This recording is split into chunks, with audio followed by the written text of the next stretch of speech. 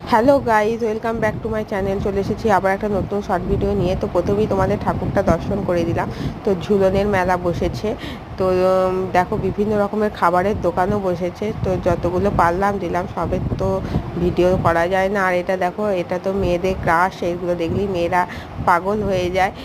কানের ক্লিপের দোকান। তো 3 দিন ব্যাপী মন্তেশ্বরে ঝুলনের উৎসব হয়। তো আমি একদিন গেছিলাম।